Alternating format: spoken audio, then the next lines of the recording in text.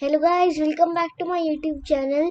This is the fourth video of my Scratch programming series in which I am going to make a game. You guys have been waiting for this moment a really long time, but let's start the video. So let me explain you the game first. In this game, there'll be a ball in which there'll be some fruits falling down from the sky and we have to catch them using the ball. So let's start with the game. So we'll not be using Scratchy for the game. We'll actually use a ball. So you can just search here, ball, there, it's there, okay. And let me choose a backdrop also. Let me choose my favorite one, blue sky. It looks pretty good on this. So I'll be dividing this game into 4 tasks. The first task is to move the ball left and right. The second task is to make the ball spawn anywhere at the top and make it go down. Third step is to catch the ball, and the fourth step is to make a score. So let's start with the first step. We are going to be making our ball spawn in the middle. Go to motion, take this, go to XY coordinates block. Now our ball will spawn. And now we want our ball to move left and right. So first let's start with the left. And this time we'll be using a if loop, as we want to check if the left arrow key is pressed. If it's pressed, then the ball will move a negative 10 step, but if it's not, it will not do anything. So if, and we'll be using the sensing block, if we'll be using key space press block, if the left arrow key is pressed, then change x1 negative 10. Cool. And you place this block over here, and let's see. As you guys can see, I'm pressing my left arrow key, but the ball isn't moving left side, as it only checks once if the left arrow key is pressed. We wanted to check again and again if the left arrow key is pressed, so for that we'll be using the forever loop, as I mentioned in the second video. It's on loops, so we'll be using the forever loop. Let's see. So as you guys can see, the ball is moving, but now we can't move right. So we exactly need to do the same code. You can just right click on the code and press on the duplicate button. It'll duplicate, but there'll be a little changes. Left arrow will change into right arrow, and negative 10 will change into positive 10.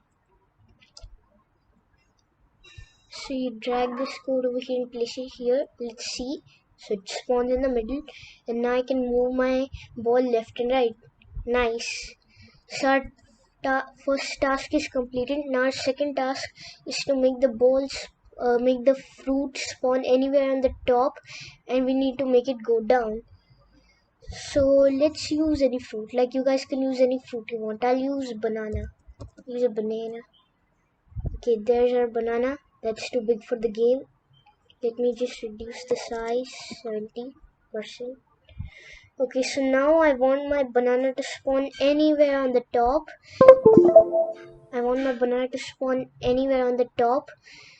So first things first, we'll go to events and take the when green flag click block.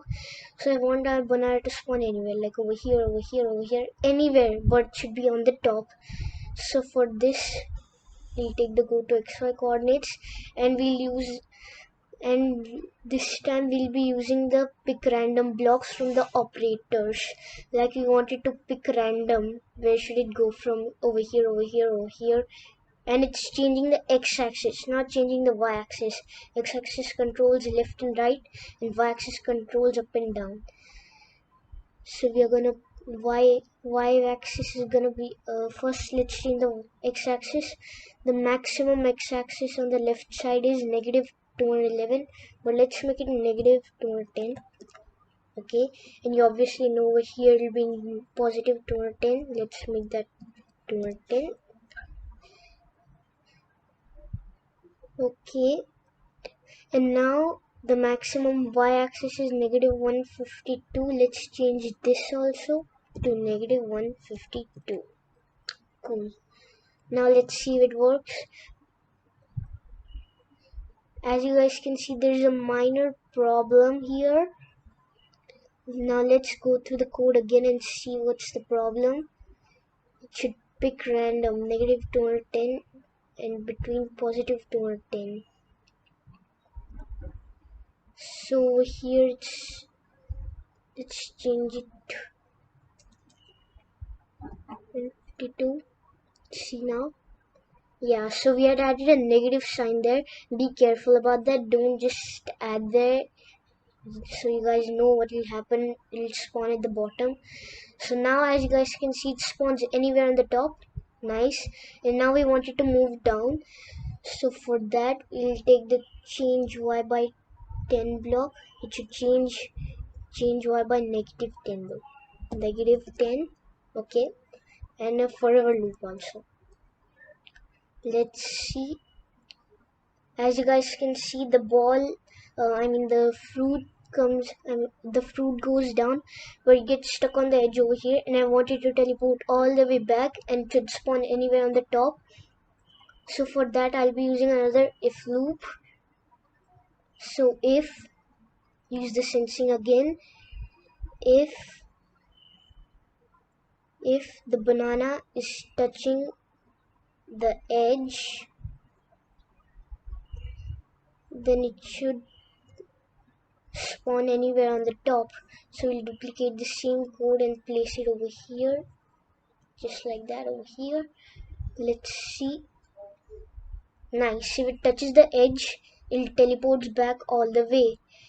And now this is our second task is done, and our third task is to catch.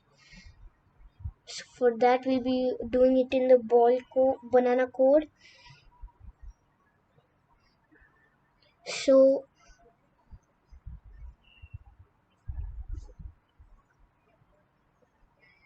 for this, we'll be using another if loop. If the banana is touching the ball, then it should, let's add a sound effect so that our game looks nice. Let's see, bite looks nice. So if touching ball, then it should play the sound bite, and it should spawn anywhere on the top. So we'll duplicate the same code again. Easy. And let's place it here and let's see. So as you guys can see, our game is working. When we catch the ball, it makes a sound. And when it touches the edge, it teleports all the way back and it spawns anywhere. But there's one thing missing. Can you guys think what's missing? A score. There's no point of the game without a score. So as I told you in the last video, part 3, I made a video on variables in MyBlock, so I'd explained them clearly. So let's just straight away go make a variable. Let's name it score. Okay. So now when the game starts, first things first, I want my score to be 0. So let's set score to 0. Okay. And now we want to change our score by 1. You guys might already know when we catch the ball, when we catch the banana. So this will go right on here. You guys can make it anything. You can make it 1, you can make it 5. For example, let's make it 5. So now let's see. As you guys can see, our score changes by 5 when we catch the ball, and the sound is also working. And the main thing, let's see if it resets the score when I stop it. As you guys can see, it resetted the score. So this is our game, fruit catcher game. This is the fruit catcher game. So let's make the game more interesting by adding multiple bananas. So to do that, you can just right click and duplicate. You can duplicate. Let's make 3 bananas. Yeah. So as you guys can see, there'll be the same code in all the bananas, which is even better. You can use this to make the game even more complex. As you guys can see, the game is more complex and looks more better. 3 bananas. So this is the game. You can add multiple bananas also, and they'll have the same code also. This is one good thing that Scratch. So this is it for today's video, guys. If you guys like this video, please like, share and subscribe, and don't forget to press the bell icon. And also stay tuned to my channel, as in the next video I'm going to be making a even more complex game. It will be interesting and I'm sure you guys will like it. I'll see you in the next video. Bye.